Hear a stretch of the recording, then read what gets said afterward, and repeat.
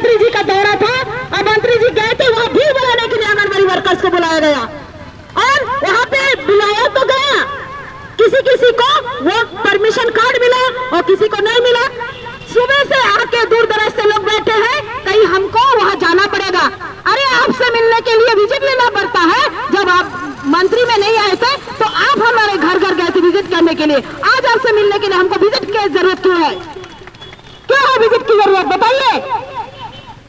आप अपना गरिमा को बचा के रखना चाहते हैं तो ये छत्तीसगढ़ के 1 लाख आंगनबाड़ी कार्यकर्ता 75,000 हमारे आशा दीदी का मांग पूरा करना होगा। नहीं करेंगे तो आपकी सरकार गिर जाएगी। मेरे ख्याल से लगता है कि उनको कम मतलब पैसे दे के ना एक गुलाम चाहिए। मुझे जहाँ तक लगता है सरकार को बस एक गुलाम मिल गया है तो अपने मन इच्छा से जितना काम करवा सके। खाना पीना मत दो, जीने लायक बस उसको थोड़ा सा पानी दो, वही दे रहे हैं हम लोग को। मरे जी उनको कोई मतलब, उनको काम से मतलब है। छत्तीसगढ़ के सबसे बड़ा परियोजना है, 426 आंगनबाड़ी सेंटर है, वहाँ पे 20 साल से अधिकारी नहीं है। आपको ताज्जुब होगा। एक आपका परियोजना अधिकारी नहीं है? परियोजना अधिकारी नहीं है, कभी इसको 20 सालों से नहीं है। मेरा नियुक्ति हुआ है सर 2006 में, मैं एक अधिकारी को नहीं मिला। बिल्कुल नहीं, सरकार को पता है हम लोग किस तरह से काम करते हैं। बहुत अच्छे से हम लोग काम करते हैं, ड्यूटी समय पर जाते हैं, 24 घंटा जैसे काम करवा रहे हैं हम लोगों को, लेकिन सरकारी कर्मचारी घोषित नहीं कर रही है। पूरे देश भर में महिलाओं में अपने अधिकारों के प्रति जागृति बढ़ रही है। लगातार पूरे देश में आंदोलन हो रहा है। ये वो दिन दूर नहीं है कि सरकारों को अब महिलाओं को लड़ना पड़ेगा और महिलाओं की मांगें पूरी करनी ही पड़ेगी। वो दिन दूर नहीं है और ज़्यादा साल भी नहीं लगेंगे इसे। मैडम, आप लोग आंगनबाड़ी कार्यकर्ता हैं, आखिर राजधानी रायपुर में क्यों इस तरीके से धरना प्रदर्शन कर?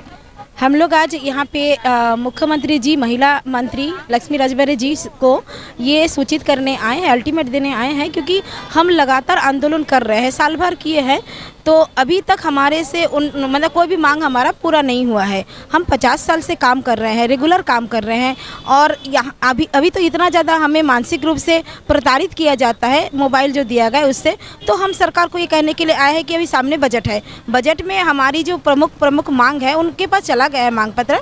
कई बार हमने दिया है, संयुक्त रूप से भी दिया है, पूरे ऑल ओवर छत्तीसगढ़ से दिया है, लेकिन उससे कोई भी निर्णय वो नहीं दे पा रहे हैं। तो आगे हमारी मांग के ऊपर गौर किया जाए और हमारी मांग को पूरा किया जाए, और यदि नहीं करेंगे तो आगे हम फिर लंबी सड़क की लड़ाई लड़ेंगे।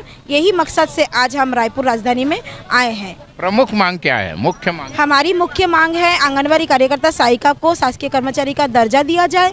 जब तक ये ना हो तब तक जीने लायक वेतन आंगनबाड़ी कार्यकर्ता को 26,000 मानदेय और सहायिका को 21,000 मानदेय दिया जाए। आंगनबाड़ी कार्यकर्ता को बिना उम्र बंधन के, बिना परीक्षा के 100% सुपरवाइजर में लिया जाए और सहायिका को 100% कार्यकर्ता के पद में लिया जाए। हमारी भविष्य निधि दिया जाए, हमें पेंशन, ग्रेजुटी, अनुकंपा दिया जाए और हमारी चिकित्सा भत्ता दिया जाए। और साथ में जब हम रिटायरमेंट हो जाएंगे तो हमारी सेवा समाप्ति अभी 65 साल में है, तो आंगनबाड़ी कार्यकर्ता को एक साथ 10 लाख रुपया और सहायिका को 8 लाख दिया जाए। और हमारी जो पेंशन है प्रति महीना आंगनबाड़ी कार्यकर्ता को 10,000 और सहायिका को 8,000 दिया जाए। ये हमारी प्रमुख मांग है। और जो मोदी जी घोषणा किए हैं, मैंने एक आदेश निकाला है अभी नवंबर महीना में 2024 में कि आंगनबाड़ी कार्यकर्ताओं, क्योंकि सुप्रीम कोर्ट और हाई कोर्ट ने गुजरात हाई कोर्ट से ये मतलब आदेश कर दिया है कि हम आंगनबाड़ी कार्यकर्ता शासकीय कर्मचारी है।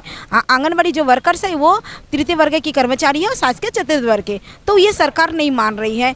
तो ये माने और हमारी तरफ ये मतलब देखते हुए ये मांग को तत्काल पूरा किया जाए, क्योंकि देखिए भारत सरकार के पास संविधान के ऊपर तो कुछ नहीं है। जब कोर्ट का आदेश वो पालन नहीं कर रहे हैं तो हम क्या करेंगे? तब तो हमको सड़क की आंदोलन लड़नी होगी। क्यों? क्योंकि हमारी काम फिक्स है, समय फिक्स है। आप बताइए 9:30 से 3:30 बजे यानी 6 घंटा हो रही है हम काम कर रहे हैं फिजिकल, और जो मेंटल काम कर रहे हैं वो 24 घंटे। जैसे मोबाइल का जो काम है, आप सोचेंगे कभी भी मैसेज आता है, रात में भी आती है मैसेज कि तत्काल करो। अरे भाई, हम मशीन नहीं है, हम तो इंसान है ना, हमारे भी हर चीज़ का अधिकार है, लेकिन वो अधिकार से हमको वंचित किया जा रहा है। तत्काल करो। सुपरवाइजर का इतना ज़्यादा प्रेशर, और कोई कार्यकर्ता यदि बोलेंगे कि तबीयत खराब है, उनको छुट्टी नहीं दिया जाता है। इवन संडे के दिन भी काम लिया जाता है। और हमारी जो प्रमुख छुट्टी है 15 छुट्टी घोषित हुआ है सर, वो घोषित भी हमको नहीं दिया जा रहा है। तानाशाही पे सरकार पूरा उतार आए हैं, और जो इस विरुद्ध में बात करेंगे, जैसे मैं अभी बर्खास्त हूँ, मेरा 7 महीना से मैं बर्खास्ती में हूँ। आंगनबाड़ी कार्यकर्ता 20 साल मैं सेवा दी हूँ, तन मन धन से सेवा दी हूँ, लेकिन आज मेरे को बर्खास्त किया गया है। और क्यों बर्खास्त किया गया है? हम आवाज़ उठाते हैं। अरे भाई, हम अब पेट भूख मुझे लगी है तो आवाज़ तो मैं उठाऊंगी ना। हाँ, ऐसे आवाज़ उठाने से उनको सेवा से समाप्त किया जा रहा है। जो एलिगेशन हमारे पर लगाया जा रहा है वो हमारे पर लागू भी नहीं होता है। वो जो बिंदु हमारे पर लगाए जा रहे हैं वो हमारे लिए नहीं है, वो शासन के कर्मचारी के लिए है। जब हमसे काम लिया जाता है तो आप शासन के कर्मचारी हो। जब हमारी पेट की बारी आती है, जब हम बोलते हैं कि हमको मानदेय नहीं, वेतन दो, तो बोलते हैं आप तो साइंस सेविका हो। अरे भाई, साइंस सेविका है तो हमारा काम भी तो वैसे होना चाहिए ना। जब हम इच्छा करेंगे तब काम करेंगे, जब इच्छा नहीं करेंगे तब काम करेंगे। लेकिन आप तो शासकीय कर्मचारी से भी बदतर काम हमसे ले रहे हो। तो शासन के कर्मचारी को लाखों का सैलरी आप दे रहे हो, तो हम 10,000 से आप कैसे काम ले सकते हो? हम महिलाएं, इसीलिए हमारे साथ इतना आप प्रताड़ित कर, ये नहीं चलेगा। इसी अल्टीमेट के लिए हम लोग आज उनको ध्यान आकर्षण करने के लिए आए हैं, क्योंकि हमारी मांग पत्र उनके पास चला गया है। वो मांग पत्र पर गौर करें और हमें तत्काल हमारी जो मांग है वो पूरा करें। यही निवेदन लेके आज हम लोग आए हैं।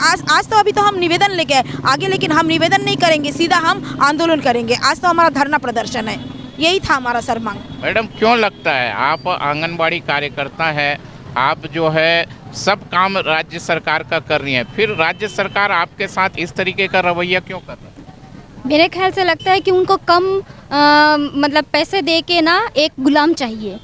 तो मुझे जहाँ तक लगता है सरकार को बस एक गुलाम मिल गया है, तो अपने मन इच्छा से जितना काम करवा सके। खाना पीना मत दो, जीने लायक बस उसको थोड़ा सा पानी दो, वही दे रहे हैं हम लोग को। मरे जी उनको कोई मतलब, उनको काम से मतलब है।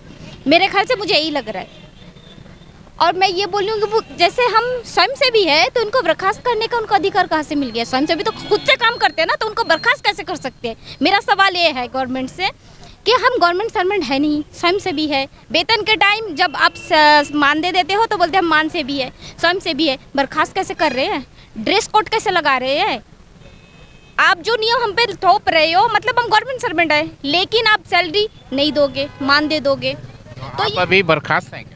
ये बर्खास्त है। आप कहाँ हैं? आपकी ड्यूटी? मेरा भी वही पखानजूर एरिया में ही ड्यूटी है, लेकिन हम यहाँ पर सिर्फ उनको अल्टीमेट देने के लिए आए हैं कि अगर हमारा जो मांग है पूरा नहीं हुआ तो हम सड़क पे उतर सकते हैं। जैसे अभी फरवरी में बजट लागू होता है, उसमें हमारे मांग को पूरा किया जाए। अगर नहीं करेंगे तो हम अनिश्चितकालीन हड़ताल करेंगे या फिर घेराव भी कर सकते हैं और यहाँ पे अनशन पे भी बैठ सकते हैं। की बात तो ये है कि जहाँ से हम लोग बिलोंग करते हैं, जहाँ से आए हैं, जिस परियोजना से आए हैं, वो पखानजूर एक परियोजना है जहाँ पे पूरे छत्तीसगढ़ के सबसे बड़ा परियोजना है। 426 आंगनबाड़ी सेंटर है, वहाँ पे 20 साल से अधिकारी नहीं है। आपको ताज्जुब होगा।